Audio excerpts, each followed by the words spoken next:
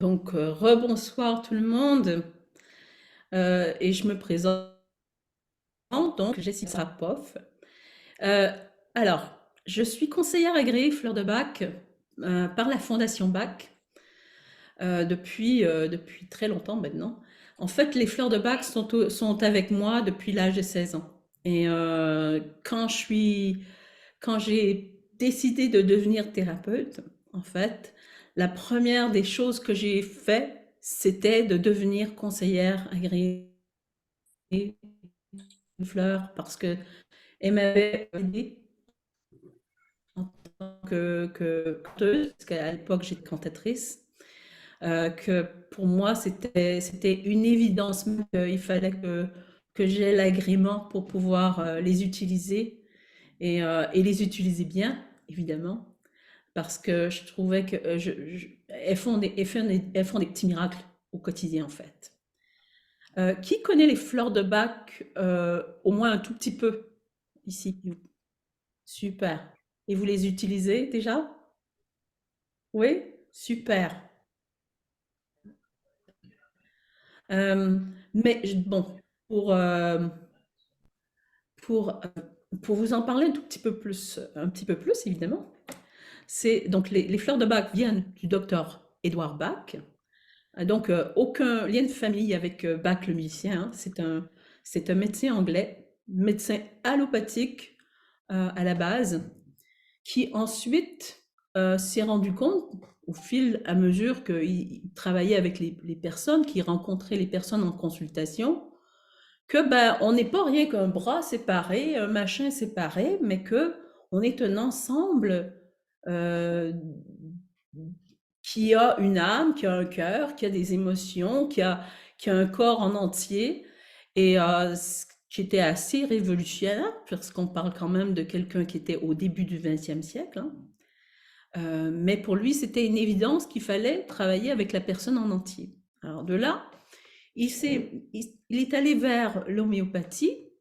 D'ailleurs, il a développé des vaccins homéopathiques qui s'appellent les nosodes de Bach, qui sont encore, qui existent encore. Et ensuite, il a voulu aller un peu plus loin, parce qu'en fait, dans l'homéopathie, ce qui se passe, c'est qu'on est avec énormément de dilution, ce qui est à la base un poison, devient le contrepoison et devient ce qui nous guérit. Donc il s'est dit, mais est-ce que je peux pas justement avoir quelque chose qui guérit et qui aide mes patients, mais qui sera toujours en polarité positive finalement, qui est à la base positif et qui à la fin est toujours positif. Donc c'est c'est très proche de l'homéopathie, les fleurs de Bach, parce qu'on travaille à un niveau énergétique, mais avec cette distinction que justement, on est toujours dans cette polarité positive, on n'est pas là en train de transformer au fil des dilutions. Donc ça, c'est la grande, grande différence. Euh, et puis c'était quelqu'un qui faisait énormément de randonnées. C'était quelqu'un qui adorait se promener pendant des heures et des kilomètres dans la nature. Et c'était un grand observateur de la nature. Et de là, il a observé les plantes, il a observé les fleurs sauvages tout particulièrement, parce que ben, dans les remèdes de grand-mère, on utilise quoi? On utilise les fleurs sauvages, entre autres. Donc de là, il a regardé aussi leur manière de vivre, où elles décidaient de pousser, comment justement les fleurs savent comment vivre, elles savent comment s'épanouir, elles savent comment être très naturellement, elles le savent. Donc il s'est dit, ben, et si je me connectais justement à cette âme de la fleur qui sait exactement comment faire les choses malgré les difficultés. Parce que vous avez des fleurs qui vont pousser dans des endroits absolument invraisemblables, avec énormément d'obstacles, avec de l'eau, des rochers, des choses incroyables. Et elles sont heureuses, elles sont bien.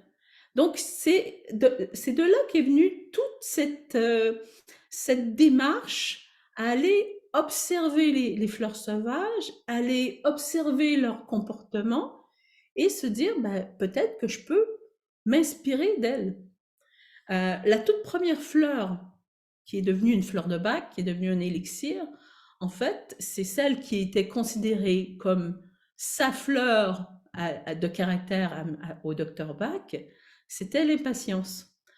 Ici, on ne parle pas de l'impatience des pots de fleurs, hein, on parle de l'impatience sauvage. Donc l'impatience sauvage, elle est très très différente, elle n'est pas du tout pareille. L'impatience sauvage, en fait, c'est une fleur qui très facilement va être sensible.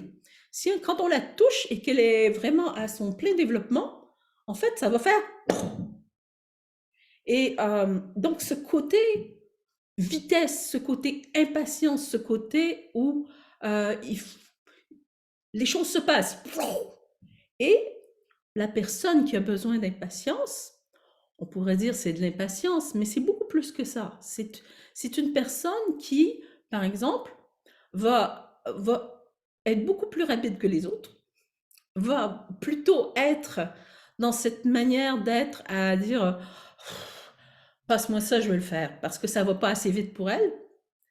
Elle voudrait que les choses soient terminées avant qu'elles aient commencé. Vous voyez, et chaque fleur, chacune de ces 38 fleurs, en fait, correspondent comme ça à un type de personne, à un type de caractère, à un type d'émotion qu'on peut utiliser lorsque, justement, les choses deviennent un peu difficiles pour nous, que ça devient un peu difficile pour nous d'attendre, où on est plutôt à vouloir que les choses se passent très rapidement, mais beaucoup plus rapidement que ce qu'elles peuvent dans la vraie vie, hein, parce que des fois, la vie, des fois, elle va pas aussi vite que nous. Donc, vous voyez, chaque fleur correspond comme ça à cette émotion qui est à la fois positive quand justement les choses sont pas bloquées et négative quand on a besoin de cette fleur, tout simplement. Donc, une des choses à comprendre aussi, est-ce que vous avez déjà entendu parler du docteur Emoto, qui est un docteur japonais? Non? Alors, il s'est amusé à faire des cristaux d'eau. Et dans ces cristaux d'eau, en fait, et d'ailleurs on peut faire l'expérience, hein, mettre sur des mots sur l'eau qu'on est en train de congeler. Et ensuite l'observer. Et qu'est-ce qu'on observe?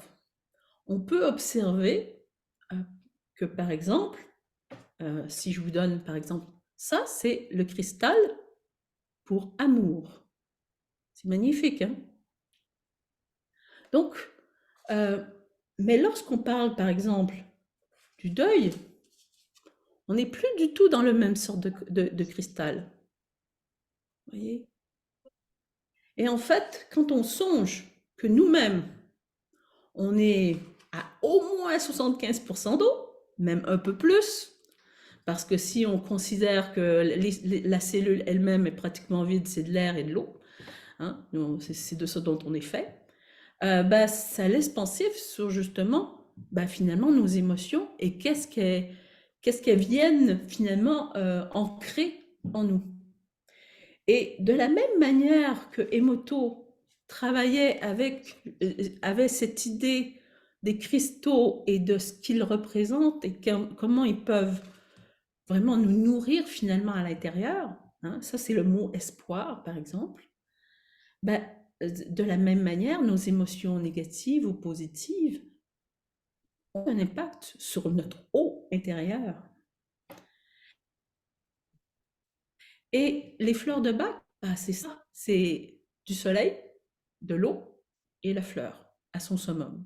C'est que ça. Ensuite, on la coupe hein, pour l'utilisation pour qu'elle se conserve, on la coupe avec du cognac. Ou on la coupe, par exemple, avec de la glycérine si on veut avoir des fleurs sans alcool. Donc ça, mais ça, c'est uniquement pour la conservation. Le reste, c'est l'âme de la fleur, finalement, le soleil et l'eau. C'est que ça. Il y a quelque chose comme 18 fleurs qui sont sous ce processus qu'on appelle solarisation, et il y a quelques fleurs qui sont par ébullition. Mais disons que l'idée ici de la solarisation, c'est habituellement des fleurs dont on a besoin de recevoir l'énergie et être finalement dans cet accueil de ce qui se passe. Et celles qui sont plus qui sont par ébullition, on est plutôt à être un besoin d'action immédiate. Donc, le style déjà de la fleur, selon aussi finalement ce qui a été choisi comme processus, a un impact. Mais donc, pour aller un petit peu plus loin dans ça, en fait, et pour comprendre un tout petit peu pourquoi c'est si important de choisir les bonnes fleurs, je vais vous expliquer le rescue. Le rescue qui est si connu et si très utile, plus qu'utile, mais il est utile quand dans les situations d'urgence, comme son nom l'indique. C'est un mélange, c'est le seul mélange qui a été créé vraiment en tant que mélange par le docteur Bach. Sinon, lui-même faisait des mélanges personnalisés toujours. Hein, il prenait un patient, il discutait avec lui et il décidait des fleurs qui seront utilisées dans le flacon pour cette personne et pas pour une autre. Et encore aujourd'hui, c'est comme ça qu'on fait quand on est en consultation et qu'on conseille pour faire un mélange personnalisé. Mais vous aussi, vous pouvez les utiliser, les fleurs, parce que ces fleurs-là, en fait, c'est comme dans l'homéopathie, si on choisit mal, elles ne feront pas d'effet.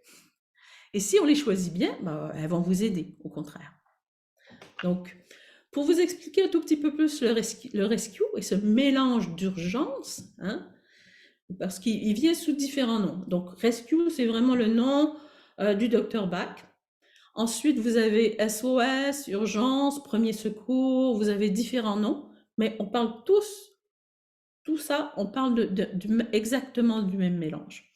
Donc, vous avez 2 fleurs de peur panique, qui est le cherry plum, le prunier mirobolant, et le roc rose, qui est, c'est le rosier sauvage, le roc rose. Hein? Donc, c'est une panique qui explose et ce côté cocotte minute, et l'autre qui est cette manière d'être complètement dans la peur, pétrifiée et plus capable d'agir et plus capable d'avancer. Donc, c'est très particulier. Vous avez ensuite du impatience, parce que très souvent, dans des moments d'urgence, on va être un peu dans « on veut sortir de là, au plus vite ». Donc, impatience qui permet à la personne d'un tout petit peu plus calmer ses grands chevaux et un peu prendre les choses un tout petit peu plus doucement. Et ensuite, vous avez clématite. Alors là, on parle toujours de la clématite sauvage ici, hein, on parle toujours des fleurs sauvages. Et la clématite, elle sert si par exemple, la personne est tombée sans connaissance. Donc, dans la clématite, en règle générale, c'est la personne qui est plutôt qui est pas là, qui est dans la lune, qui est ailleurs. Okay. Donc, c'est là où, dans le rescue, elle est vraiment si la personne tombe sans connaissance. Donc, c'est très particulier. La 5e, parce que c'est 5 fleurs dans le rescue, c'est le Star of Bethlehem. Alors, Ornithogala ombelle en français. C'est une fleur qui est toute petite, qui est en forme d'étoile, justement. Et ça, c'est pour les chocs et les traumatismes. On l'utilise justement de cette manière. On peut l'utiliser sur la peau. Hein, toutes les fleurs, d'ailleurs, on peut les utiliser sur la peau comme on peut les utiliser à l'intérieur de nous. Par exemple, dans la crème Rescue, hein, c'est du Rescue où ils ont ajouté du pommier sauvage, mais le fait de mettre le pommier sauvage, il est pour nettoyer. Il nettoie émotionnellement et nettoie énergétiquement. Donc vous voyez, à chaque fois, il y a toujours une sorte de logique dans ce rescue. Vous avez aussi dans ce qu'on appelle le rescue nuit, qui est une un hybride de rescue qui a été mis sur le marché, qui est très efficace d'ailleurs, hein, dans lequel on ajoute du marronnier blanc. Le marronnier blanc, c'est quoi? C'est une pensée qui tourne en rond. Vous voyez, donc c'est très très délimité ce que fait le rescue. Alors que les autres fleurs, bah, elles font plein d'autres choses en fait. Et c'est comme vous avez remarqué, je vous ai nommé 2 fleurs de panique, mais je vous ai pas nommé autre chose de fleurs, de peur. Alors que dans une situation, souvent, bah, qu'est-ce qui se passe? Il y a 2 principes dans l'anxiété, hein. Un qui est des fois des peurs connues, donc là, à ce moment-là, on parle de mimulus, mais des fois des peurs qui sont plus sourdes, qui sont plus cette sensation de fragilité intérieure, où on tremble, où on a l'impression qu'il va se passer quelque chose, on ne sait pas quoi, mais on se sent comme ça, quoi. Ça, c'est aspen, c'est du tremble, tremble. Hein, les feuilles du tremble, elles font ça comme ça au vent. Donc, et ça, c'est pas dans le rescue. Vous voyez? Donc, par exemple, l'anxiété, bah, peut-être, c'est habituellement aspen, donc ces peurs qu'on n'est pas capable de nommer, mais qui sont des appréhensions, des sensations, des trucs un petit peu diffus, ou dans lesquels on ne se sent pas bien. Et, bah, et quoi d'autre? Marronnier blanc, hein, les pensées qui tournent en rond.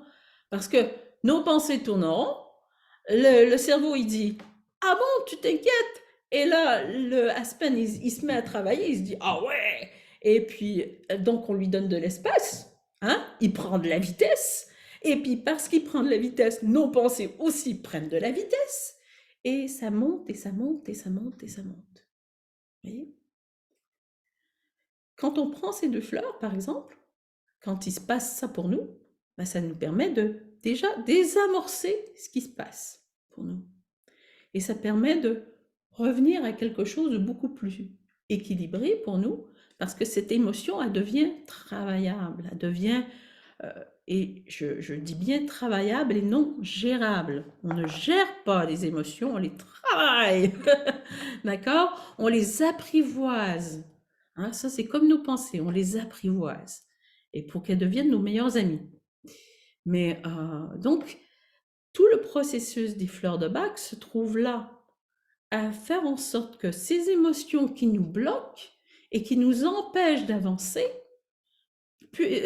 puissent être déjà débloquées pour que nous, on ait l'espace ensuite pour les travailler et les apprivoiser. Parce que c'est pas dans l'état de panique ou dans l'état d'angoisse ou dans l'état d'anxiété, et puis qu'on a cette patate chaude dans les mains et qu'on la... Mais qu'est-ce que j'en fais? Hein, qu'on va faire quelque chose avec. Au contraire, il faut plutôt s'asseoir avec. Mais pour s'asseoir avec, on a parfois besoin de justement avoir cette étape qui sont les fleurs de Bach, qui nous permettent de OK. Là, je suis OK, ça revient en équilibre à l'intérieur de moi. Et là, je sens que je peux appréhender ce qui se passe en moi. Et je peux travailler la texture de mes émotions. Hein. Parce que tout ça, c'est de la texture. C'est une texture qui est très riche. C'est grâce à ça qu'on est vivant. C'est grâce à ça qu'on est des êtres vivants et des êtres humains. Mais bon, les animaux aussi ont des émotions. Les plantes aussi ont des émotions. Donc, tout être vivant a des émotions.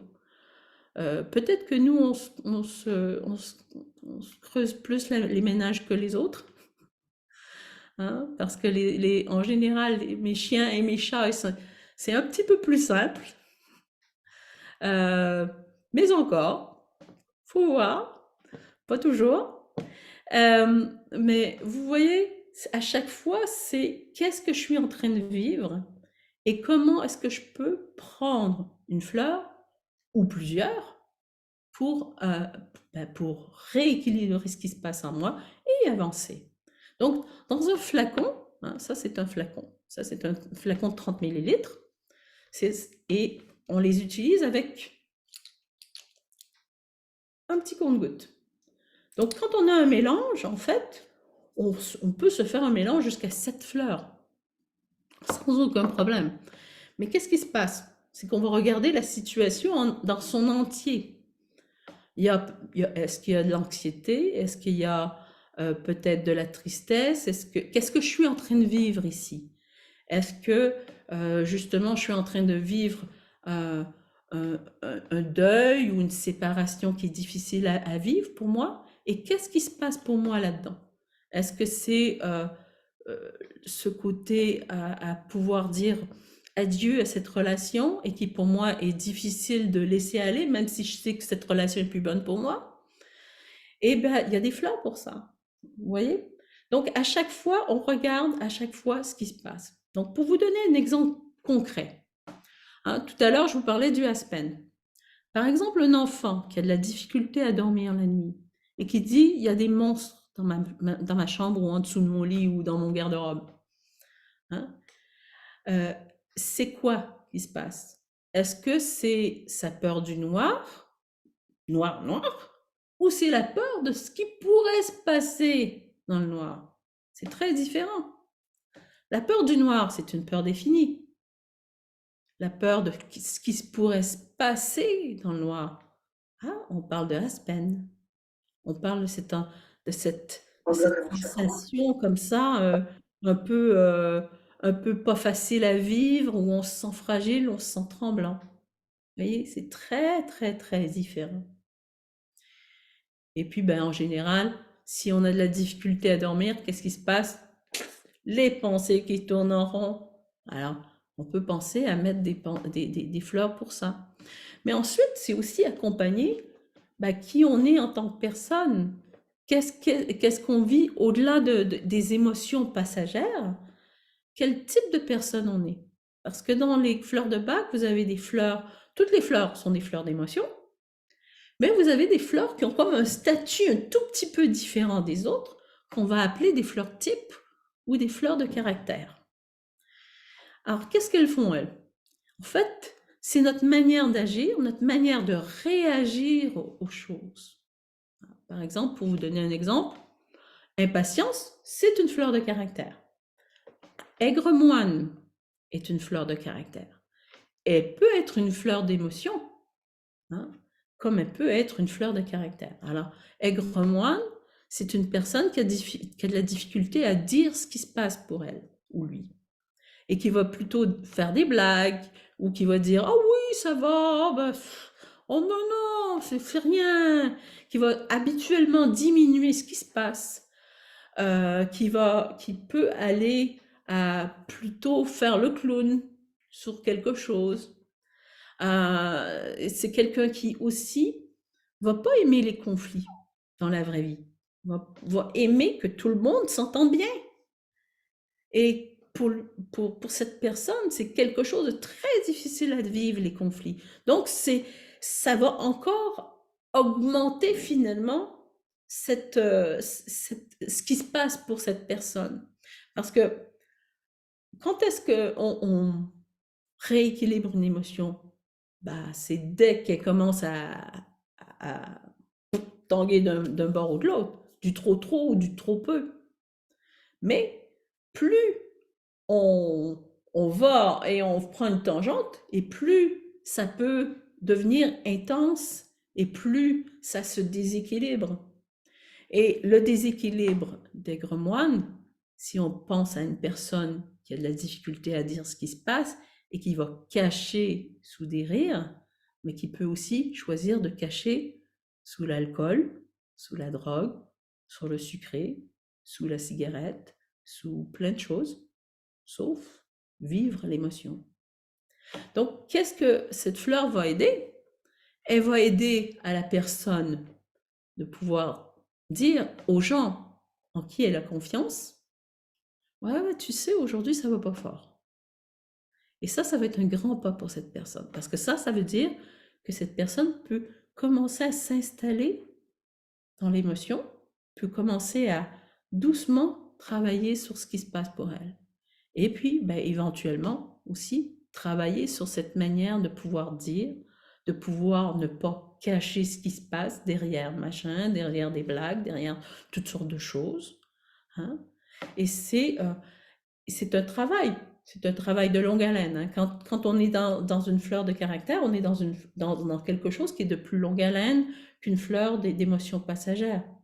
Donc, on a peut-être besoin aussi d'un thérapeute, hein, qui va venir nous aider à justement pouvoir mieux apprivoiser nos émotions, mieux pouvoir les dire, mieux pouvoir être avec ce qui se passe sans être complètement à côté de ses pompes parce que y a un conflit à côté de soi. Voyez? Donc chaque fleur comme ça va aller travailler un élément. Une fleur qui n'est pas une fleur de caractère, mais qui souvent va apparaître au tout début, parce qu'en fleur de bac, on va travailler un tout petit peu avec, dans le style plure d'oignon, on pourrait dire, hein, comme en thérapie d'ailleurs, hein. Donc, des fois, la couche extérieure peut paraître ce qu'on appelle le chêne. Et le chêne, qu'est-ce qu'il est, lui? Il n'est pas une fleur de caractère, mais il peut ressembler à un caractère, parce que c'est la personne qui va travailler et travailler, faire des 60 heures par semaine et jamais s'arrêter, et ne plus être capable de s'arrêter. Et va dire, non, non, mais on compte sur moi, j'ai la responsabilité de. Et c'est à un moment, c'est comme si on a l'impression, quand si j'ai besoin de cette fleur, j'ai comme l'impression que je me suis mis les doigts dans les prises électriques, là, puis je suis plus capable d'en sortir. Et donc, donner cette fleur à une personne qui vit ça, premièrement, chêne, habituellement, hein, c'est des gens qui vont avoir des difficultés de sommeil, évidemment, hein, ça va ensemble. Mais donner cette fleur à cette personne va lui permettre de doucement s'apaiser et doucement arriver à dire, bon, on fait une pause, hein, on s'arrête, on arrête, de complètement faire cette folie de toujours travailler, de jamais m'arrêter, de toujours dire, je suis solide et je suis responsable. Bah non, le chêne aussi a besoin de se reposer et le chêne aussi a besoin de juste être un chêne avec des racines profondes, hein. Donc, vous voyez, chaque fleur comme ça va aller travailler différents aspects. On a 7 familles et ces 7 familles, en fait, des fois, ça fait un peu drôle de se dire, par exemple, Aigremoine fait partie de la famille de solitude. Impatience fait partie de la solitude.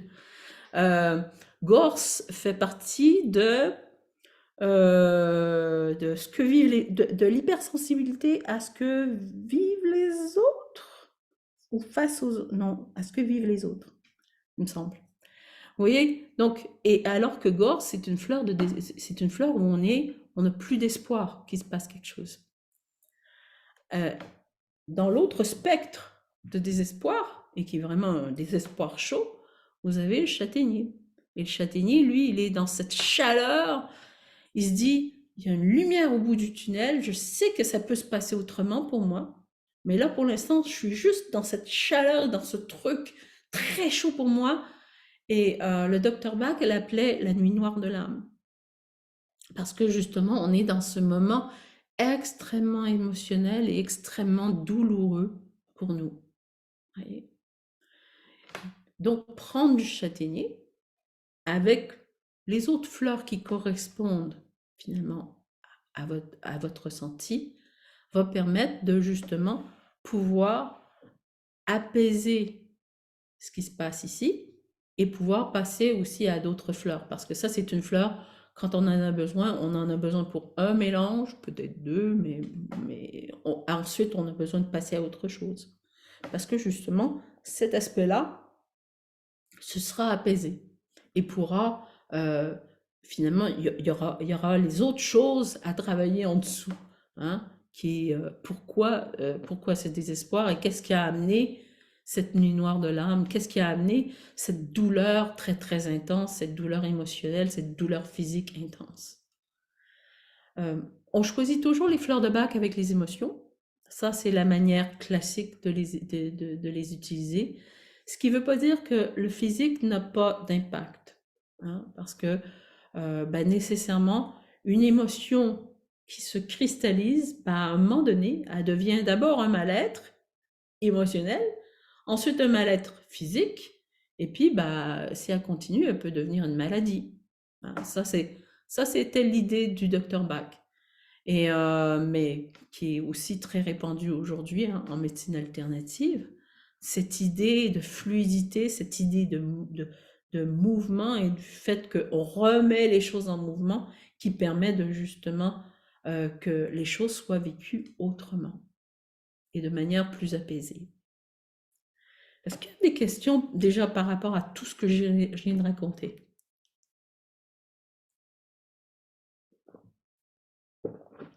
Si vous avez des questions, vous pouvez aussi, avec les réactions, lever la main, mais vous pouvez aussi lever la main si vous avez votre caméra et pas vous gêner. Une question, est-ce que ça nécessite d'avoir toujours sur soi une petite bouteille de fleurs de bac? Seulement si on en a besoin. Non, seulement si on en a besoin. Si on est dans un moment qui est très délicat de notre vie, on a peut-être besoin de se faire un mélange personnalisé, hein, comme dans une bouteille comme ça. Et puis le prendre, parce que quand on a un mélange personnalisé, c'est vraiment l'équivalent d'un mélange de fond d'homéopathie. Parce qu'on peut vivre, on peut avoir des émotions subites. Alors, je vais vous donner un exemple. Je vais faire un achat dans un magasin, un exemple que j'ai vécu. La personne me rend la monnaie et dans la monnaie, il y avait une pièce, fausse, une imitation. Et je lui dis, bah, écoutez, madame, est-ce que vous pouvez me changer cette pièce-là? Et elle me répond, je ne vous ai pas rendu cette pièce-là. Donc là, il y a quelque chose qui monte. Ouais. Il y a un dérangement là, tout de même. Ouais. Donc, qu'est-ce que je peux faire avec la fleur de bac là? Avec les fleurs de bac, ça dépend si c'est une émotion qui va durer. Si par exemple, vous retournez à la maison et puis ça rumine et ça... Ouais. Ou si c'est une colère passagère ou une émotion passagère, à ce moment-là, c'est peut-être simplement déjà apprivoiser ce qui se passe et aller voir ce qui se passe, aller voir dans le corps qu'est-ce qui se passe, où est-ce que ça se trouve dans mon corps, est-ce que ça a une couleur, ça a une texture, et juste aller la voir et la ressentir et finalement palper sa texture. Là, à ce moment-là, on n'a peut-être pas besoin de fleur de bac.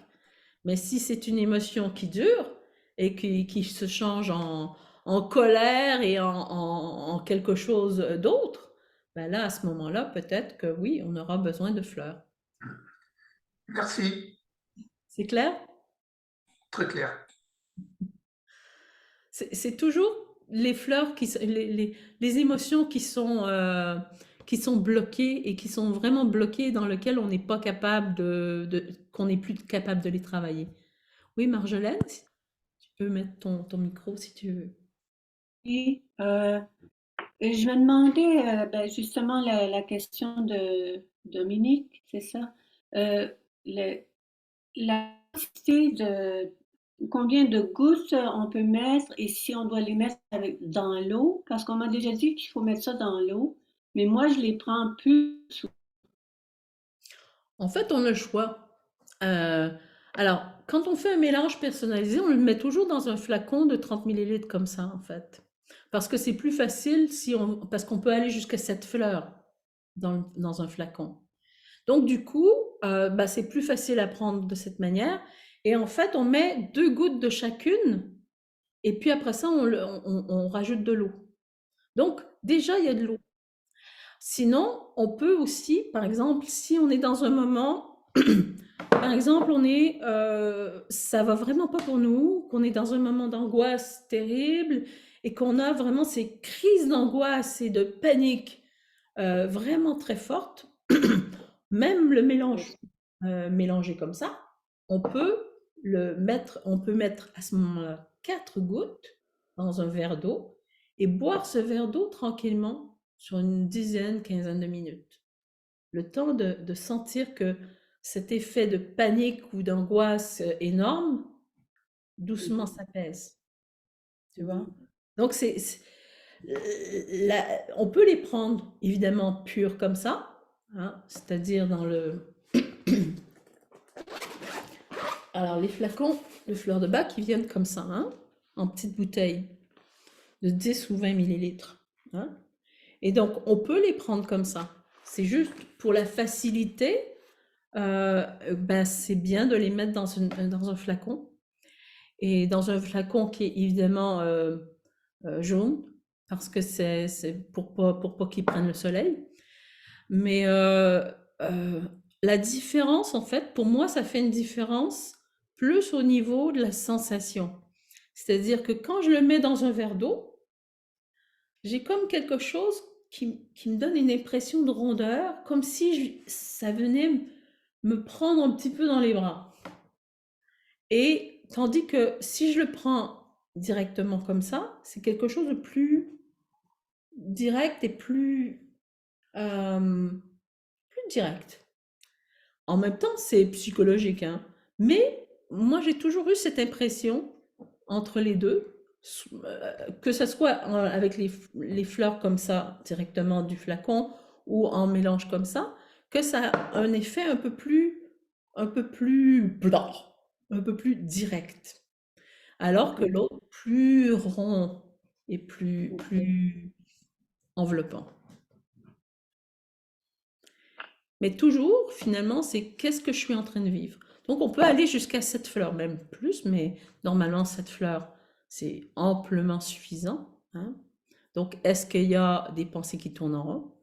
Est-ce qu'il y a de l'anxiété? Est-ce qu'il y a... c'est quoi qui amène ce qu'on est en train de vivre? Est-ce qu'il y a de la colère? Est-ce que, au contraire, si par exemple on est allé au magasin et qu'on ne s'est pas exprimé justement sur cette pièce qui était fausse et on se dit mince, encore une fois, je me suis laissé avoir et j'ai rien dit. Et là, ben, peut-être prendre une fleur pour nous aider à dire et pour nous aider à ne pas nous sentir en colère contre nous-mêmes. Hein?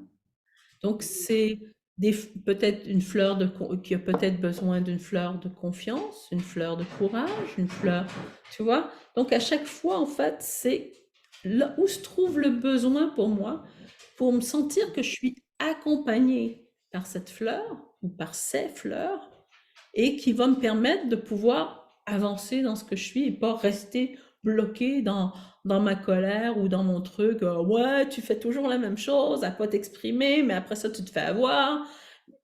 Tu vois, et c'est là que, en fait, c'est qu'est-ce que je suis en train de vivre comme émotion. Est-ce que ça veut dire que les fleurs de bac, c'est plus comme une vue thérapeutique plutôt qu'un remède, tu sais, supposons quelqu'un qui fait de l'anxiété va prendre de l'Ativan ou des trucs comme ça. C'est un remède qui est temporaire, tandis que les fleurs de bac, ça serait plutôt la vue de Monsieur Bach, c'était que c'était une thérapie à long terme? Ou... Oui. Oui. En fait, pour le docteur Bach, c'est est-ce que je suis capable de, tu vois, de la même façon que j'ai un petit potager et que je peux aller me chercher une salade dans mon potager, ben, je peux prendre ma sacoche de fleurs et me prendre une fleur ou des fleurs, tu vois. Donc c'était être capable de justement se soigner soi-même, éventuellement, mais en même temps, tout en prenant soin que ben, des fois on a besoin d'aide. Hein. Et des fois, on a de la difficulté à pouvoir se dire ben, c'est quoi l'émotion que je suis en train de vivre. Et peut-être que aussi,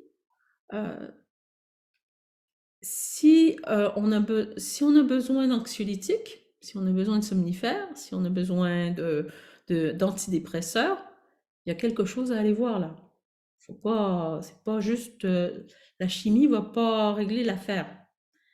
Mais on peut, pourquoi pas, prendre des fleurs de bac qui font exactement la même chose et puis s'aider d'un thérapeute pour justement apprendre à faire les choses autrement pour soi. C'est là la différence. C'est que tout à coup, on est complètement acteur de notre propre vie, de notre propre bien-être. C'est pas une pilule, c'est pas un truc chimique, c'est pas le docteur machin qui donne, en plus, il donne un petit peu n'importe comment, hein, ces choses. Mais non, c'est moi qui prends mon bien-être entre mes mains et je vois comment je peux ben, faire en sorte d'aller mieux. Ouais, quel que soit le problème, que ce soit de la dépression, de l'anxiété, de l'angoisse, un deuil à vivre, une maladie à vivre, hein. D'ailleurs, les fleurs sont très utiles à des moments où si par exemple on est sous traitement, si par exemple quelqu'un est sous traitement par exemple pour le cancer ou pour une autre maladie, il a des remèdes allopathiques, mais il a aussi tout ce qui se passe émotionnellement par rapport à cette maladie. Et ben, c'est utile de prendre des fleurs et de se laisser accompagner par les fleurs, justement, pour mieux vivre cette maladie ou mieux vivre les traitements. Et de se faire aider par un thérapeute. Et de se faire aider. Parce que elles sont merveilleuses, mais si on a toujours recours constamment à les fleurs, bah, il y a quelque chose à aller voir là. Il y a quelque chose qu'il faut aller voir et aller travailler dans la matière. Hein? Et c'est là où elle nous accompagne, mais à nous de faire le chemin aussi. Oui, oui. Merci. De rien. D'autres questions? Est-ce que la fleur de bac peut être prise, j'avais le terme juste avant de poser ma question, préventivement, à savoir, un exemple que certaines personnes ici ont connu, je suis convoqué par exemple devant le juge pour un divorce, je vais rencontrer soit mon ex-mari, soit mon ex-femme. On n'y va pas nécessairement de gaieté, on peut être anxieux. Alors, est-ce que là, ça peut être préventif? Est-ce qu'on peut le prendre avant? Ah bah oui, on peut le prendre avant. C'est à ça que ça sert, parce que justement, si on est justement, on doit aller devant le juge et qu'on sait qu'on va retrouver notre ex, et puis là, c'est toutes les émotions qui vont avec, de à la fois faire le deuil de cette relation, les colères, les machins, peut-être la jalousie, la haine, tout ce qui se passe dans notre tête plus le juge et cette anxiété peut-être de rencontrer un juge, bah ouais, c'est même plus préventif là. C'est même plus préventif. On est en plein dedans là. Vous voyez? C'est ça. C'est comme moi avant un concert. Bon ben avant un concert, j'avais souvent besoin de Aspen, hein, cette peur qu'on n'est pas capable de nommer avec du marronnier blanc parce que je me faisais aller là-dedans, hein.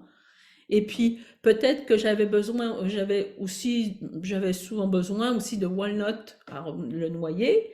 C'est une fleur qui est à la fois pour gérer les changements, pour faire en sorte que les changements soient plus fluides, plus faciles pour nous. Mais c'est aussi une fleur de protection.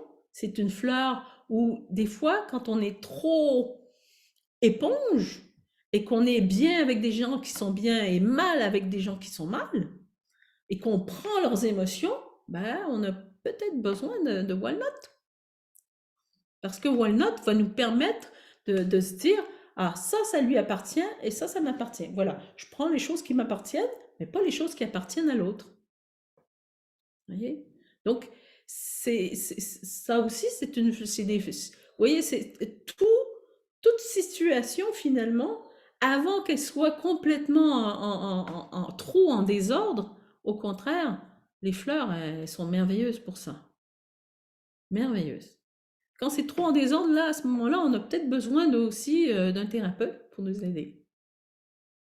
Donc, c'est « Je veux tuer mon ex !» Donc peut-être qu'on a besoin de voir un thérapeute pour désenclencher ce qui se passe pour nous et cette colère et qui est à la fois de la jalousie, surtout s'il s'est trouvé quelqu'un d'autre et ce qui se passe en nous et l'émotion que tout ça, ça vient brasser en nous. Hein? Ben, c'est là où les fleurs sont très, très, très utiles. Et parfois, c'est des fleurs aussi où, par exemple, je vous donnais l'exemple des aigre-moines. Ça, c'est des personnes qui ont de la difficulté à vivre les conflits. Donc, peut-être qu'une personne, par exemple, pour qui les conflits, c'est difficile, bah, c'est une fleur très, très utile. Mais ça peut être aussi, peut-être, que cette personne a de la difficulté à savoir dire non et savoir faire ses limites. Hein, vous voyez, hein, vous êtes devant le juge, il y a le ex qui est là, et ainsi de suite, et puis les limites deviennent floues, à être capable de dire non, je ne veux pas. Ben, peut-être qu'on a besoin, par exemple, de centaurée. Hein, centaurée qui est une toute petite fleur, qui est un couvre-sol qu'on peut facilement piler, qu'on peut marcher dessus très facilement. Ben, la même façon, quand on a besoin de centaurée, si on est quelqu'un qui, par exemple, a de la difficulté à dire non et que pour nous, les limites sont difficiles à faire respecter, et puis qu'on nous mange la laine sur le dos ou qu'on nous pile dessus, ben peut-être qu'un petit travail avec centaurée, et puis un travail aussi avec un thérapeute qui va nous aider à justement à ce qu'on apprenne tranquillement à faire les choses différemment pour nous, ça fait un grand boulot. En fait, ça permet de désenclencher ce qui se passe pour nous. Ça nous permet de remettre des choses déjà en équilibre, en fluidité, et parce que c'est fluide, ben là, on peut les travailler beaucoup plus facilement. La patate chaude dans les mains, hein, comme je vous disais tout à l'heure, bah ouais, ça brûle, quoi. Hein. Donc, tant que ça brûle, on n'est pas c'est difficile de travailler avec. On peut, si on a appris à apprivoiser nos émotions, on peut, même avec la patate chaude. Mais souvent, c'est pas quelque chose qui est nécessairement facile, mais ça s'apprend, comme toute chose. Alors, vous avez des questions sur le chat? Mhm. Combien de temps en général doit-on prendre des fleurs de caractère, point d'interrogation, par rapport aux fleurs d'émotion, point d'interrogation? Alors, les fleurs d'émotion, elles, en général, ça va assez vite. Hein, parce que si pour nous, l'émotion, c'est juste, elle est très passagère, donc du coup, son action est rapide.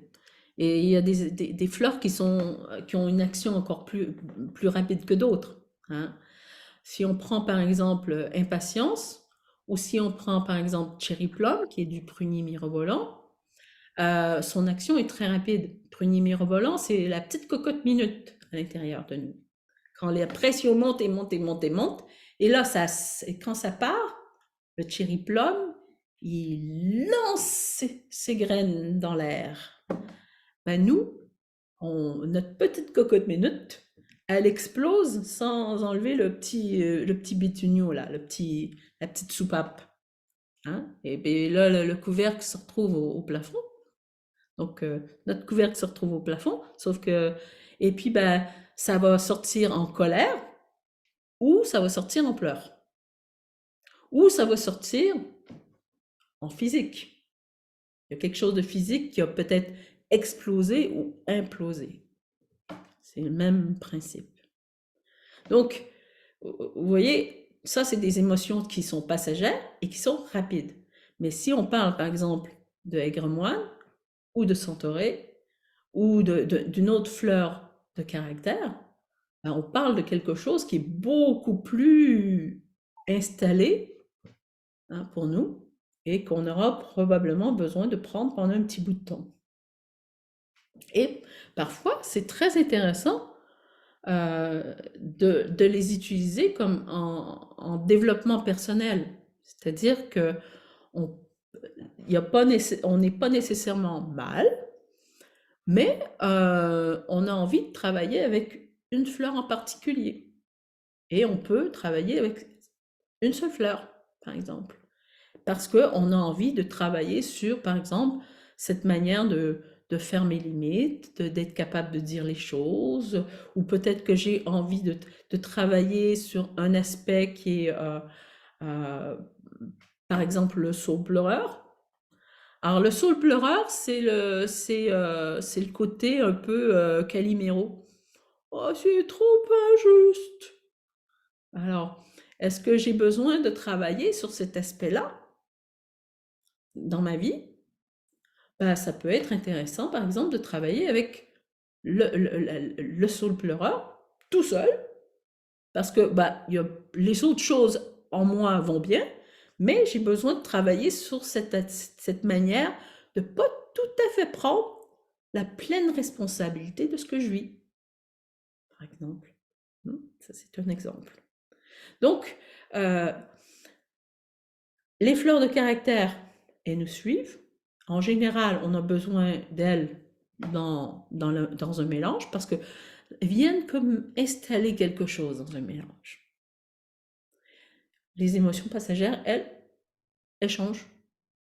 Et très souvent, en fait, on va remarquer que si on a besoin d'un plus qu'un mélange, ou si, par exemple, il y a des choses qui se déséquilibrent en nous émotionnellement, là où ça va commencer, c'est avec la fleur de caractère. Donc, quel que soit ce qui est en train de se vivre, de colère, de tristesse, de jalousie, de culpabilité, de manque de confiance en soi, et ou cette manière, par exemple, verveine, c'est une fleur qui s'enflamme pour ses idées. Alors elle peut être avec une colère immense parce qu'elle va s'enflammer et elle va vraiment réagir à l'injustice. Donc, est-ce qu'on a besoin de cette fleur pour justement rééquilibrer ce qui se passe en nous si on est un peu trop là-dedans? Et des fois, ce qui est relié à ça, des fois, ça peut être avoir besoin de beach. Alors, beach, c'est du être avec un H.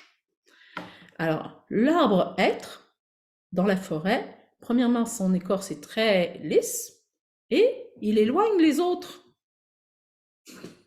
Et nous, quand on a besoin de cette fleur, on a tendance à être un peu, à justement éloigner les autres, à être dans la critique, être dans une forme d'intolérance aussi, plus ou moins forte.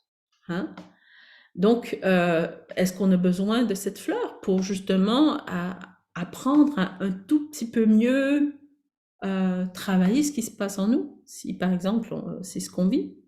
Vous voyez, à chaque fleur correspond quelque chose.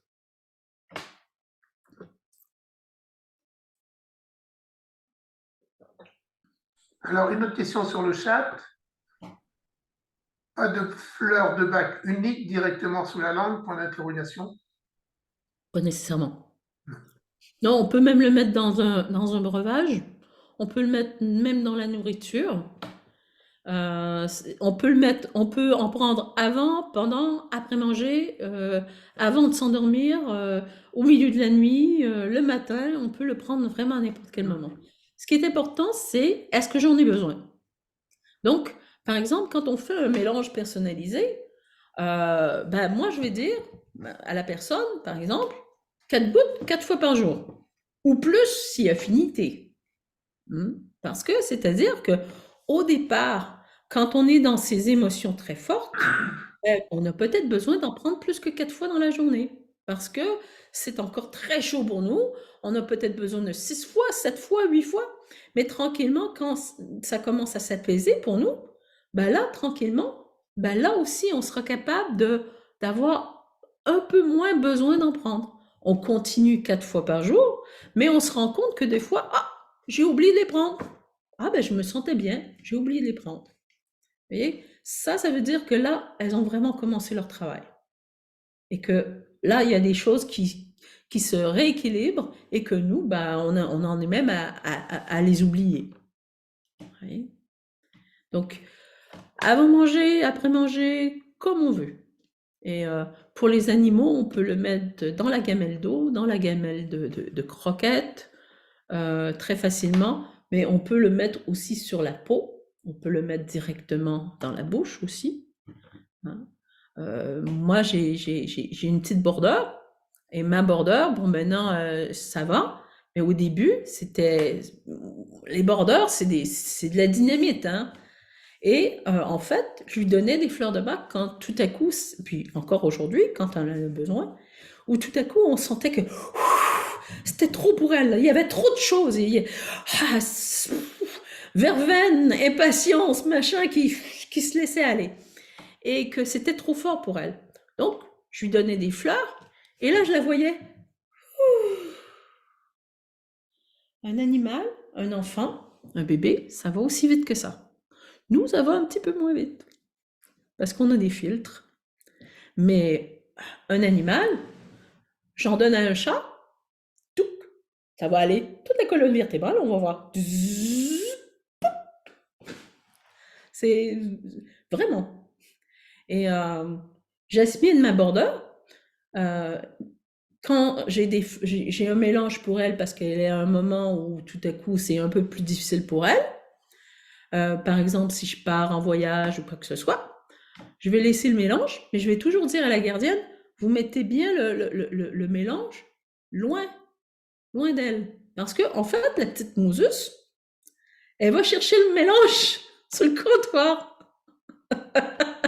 Sauf que ce compte-gouttes-là, il est en verre.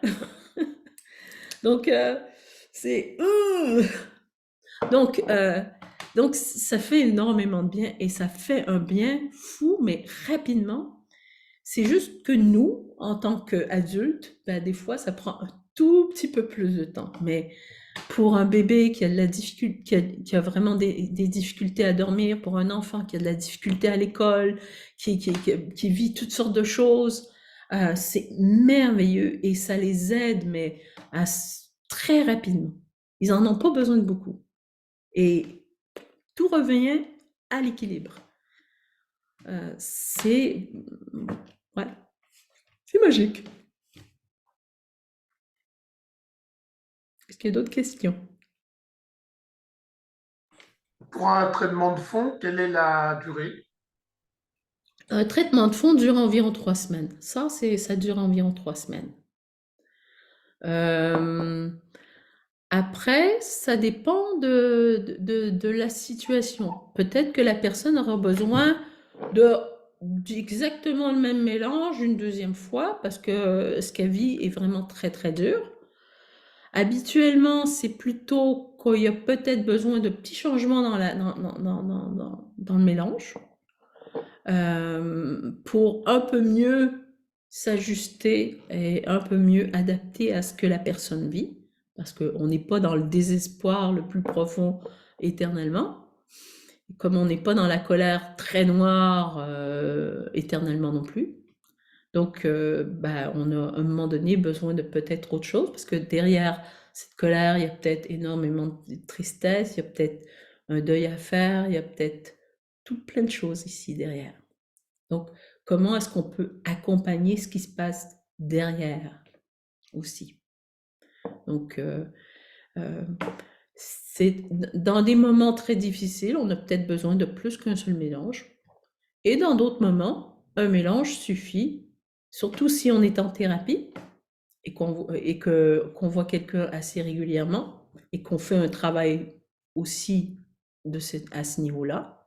À ce moment-là, peut-être qu'un seul mélange est suffisant pour ouvrir la situation, pour accélérer aussi la thérapie, parce que ça accélère le travail thérapeutique, hein.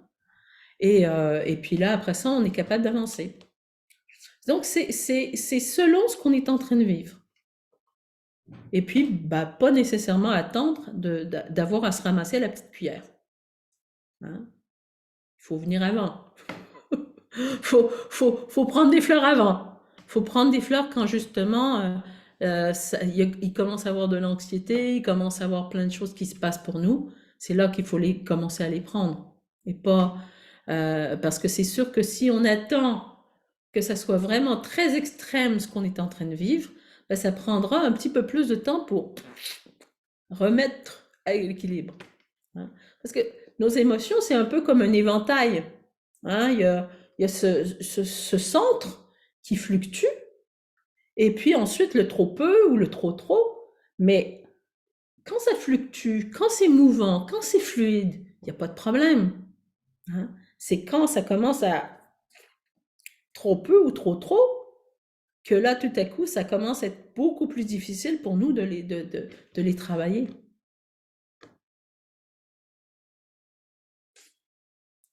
D'autres questions? Merci bien, Jessica. Non, pour l'instant, il n'y a pas d'autres questions. Si une personne veut ouvrir son micro et poser la question directement, c'est avec grand plaisir. Donc, ouais, Marjolaine. Oui, c'est à propos des animaux. Moi, j'ai des chiens, puis j'ai le rescue pour les chiens. Mais est-ce que pour les chiens, supposons que je voudrais prendre Aspen, est-ce que ça doit être à base de glycérine au lieu d'alcool? Si tu trouves avec la glycérine et que tu veux le mélanger avec ton rescue pet, tu vois, le rescue qui est à base de glycérine, là, à ce moment-là, oui, c'est mieux. Mais en même temps, si tu les donnes directement, c'est pas grave. Parce que Puis tu peux les mettre dans l'eau ou tu vois, c'est mieux d'avoir la même chose si tu trouves. Mais version glycérine est des fois un petit peu plus difficile à trouver que d'autres, que les autres. Non? Mais supposons que je pourrais pas la trouver dans toutes les fleurs là, à la glycérine, je pense pas. Ouais, Quand même, si je la mets sur la peau du chien, comme au front, ou une goutte, une l'oreille, goutte d'Aspen, à l'intérieur de ok. l'oreille. Ah bon, ok. Ouais, il y a des vaisseaux sanguins et tout, hein, c'est sensible une oreille. Ok, Ouais, ok. Merci. très utile.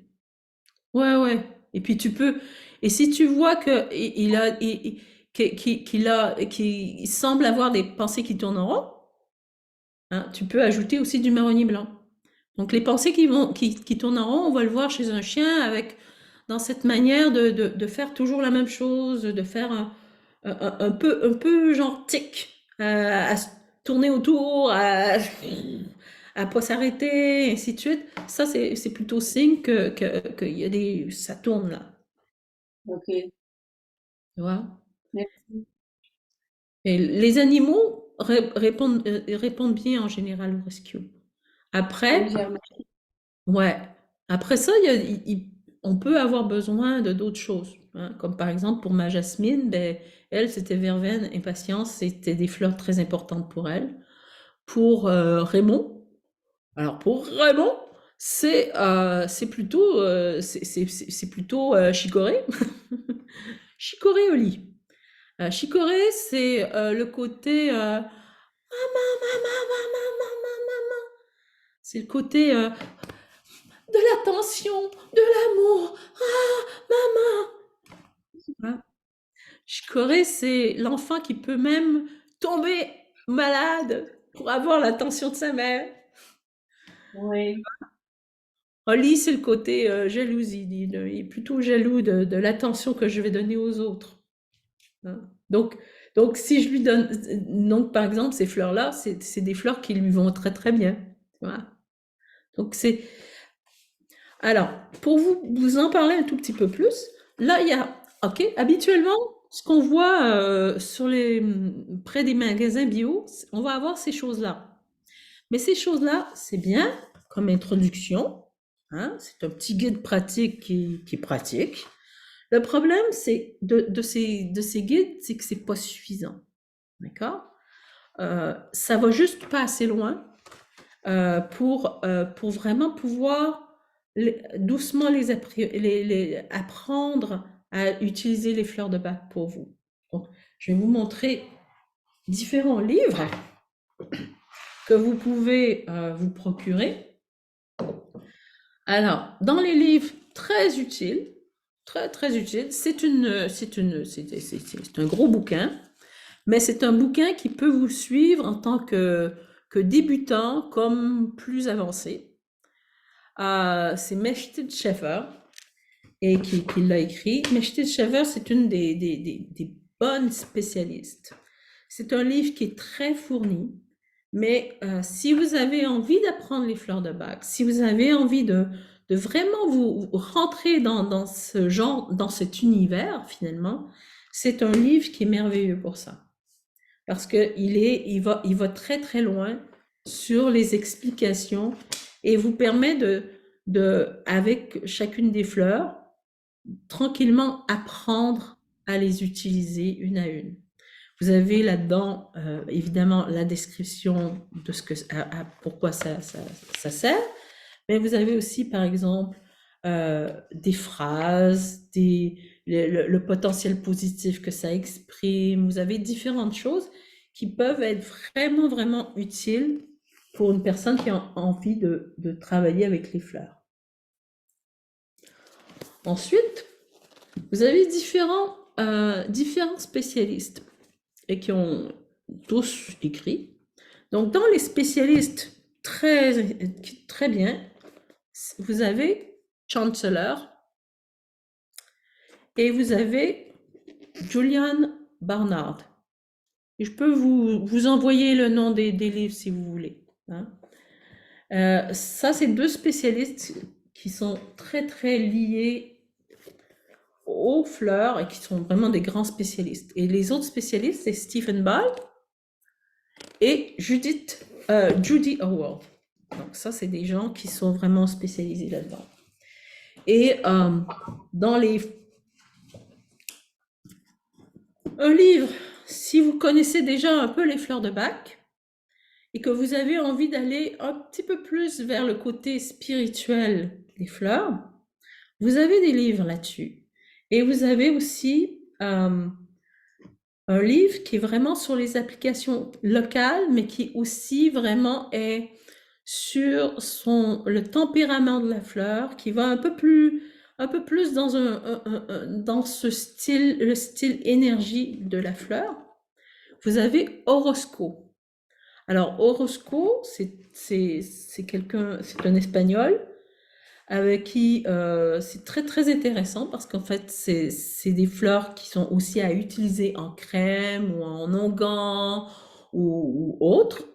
Mais tout ce que lui raconte par rapport du tempérament de la fleur est vraiment complètement dans cette lignée du Dr Bach, mais aussi dans cette lignée aussi que ce soit aussi un outil de développement personnel et aussi toucher ce côté spirituel de la fleur, des fleurs de Bach.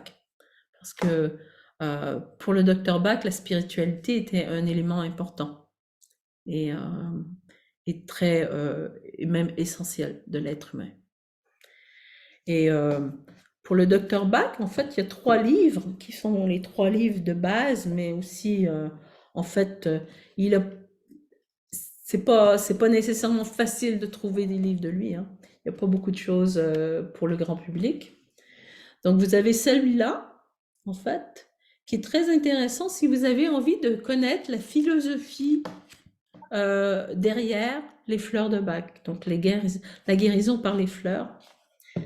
Et si vous avez envie d'entendre parler de comment elles se sont développées, vous avez le livre de Nora Weeks. Alors Nora Weeks, c'était l'assistante du Dr Bach pendant au-delà de sa mort. parce qu'après sa mort, c'est elle qui a, elle est entre autres une des personnes qui a été énormément dans la transmission de l'utilisation des fleurs. Et un troisième livre intéressant du Dr Bach, ben, ce sont ses conférences. En fait, le Dr Bach était franc-maçon. Et donc ces conférences sont un petit peu plus, sont vraiment très un peu franc-maçonniques. Mais si cet aspect-là vous intéresse, à justement comprendre tout cet aspect du Dr Bach, comment il était vraiment dans on se soigne avec l'âme de la fleur en fleur de Bach. Donc si cet aspect-là de l'âme de la fleur qui vous offre sa transmission, si c'est quelque chose qui vous parle, bah, les livres du Dr Bach pourraient vous parler à justement lire et découvrir. Donc voilà. Est-ce qu'il y a d'autres questions? Une dernière question qui est plus une précision concernant la durée du traitement en cas de dépression chronique. En cas de dépression chronique, bah, évidemment qu'on va avoir besoin de travailler plus longuement et travailler avec un thérapeute pour justement faire en sorte que non seulement on travaille thérapeutiquement selon la sorte de thérapie avec laquelle on a envie de travailler, mais accompagner des fleurs permet évidemment d'accélérer le processus, ouvrir le travail. Moi, je sais que j'adore commencer avec des fleurs de Bach avec une personne parce que ça va me donner une lecture de la personne très sensible qui va vraiment m'enseigner où se trouvent les grands blocages pour cette personne et permettre à cette personne de repartir à la maison avec un flacon et déjà commencer finalement le travail thérapeutique qu'on va faire ensemble. Vous voyez? Donc c'est à la fois un accompagnement des fleurs et leur manière de montrer le chemin, de montrer un chemin de lumière, hein, de montrer, elles sont faites d'eau et de soleil. Donc, et de cette graine qui est la potentialité de tout, hein. Sans compter que chaque fleur a sa géométrie, hein, sa géométrie sacrée, et qui a, elle aussi, des choses à nous dire, à nous transmettre, hein. Donc, quand on recevoir des fleurs de Bach, prendre des fleurs de Bach, c'est prendre tout ça. C'est pas seulement dire je prends des gouttes comme ça. C'est aussi l'âme de la fleur. C'est ce qu'elle nous amène. C'est le soleil, c'est l'eau, c'est sa géométrie, c'est sa beauté, c'est sa douceur, c'est ce qu'elle manifeste dans le monde et comment elle peut nous aider à nous manifester dans le monde. Bon, je suis très subjective en fleurs de Bach, hein.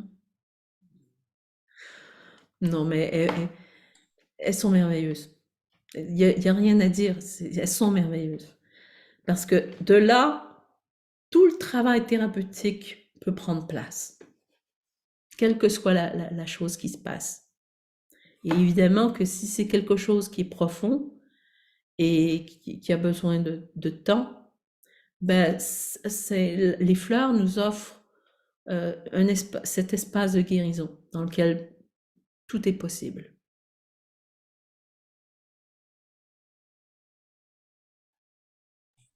Merci bien. Ce sera le mot de la fin, Jessica. Bah oui. C'est un beau mot, c'est une bonne fin. Bah ouais, je trouve.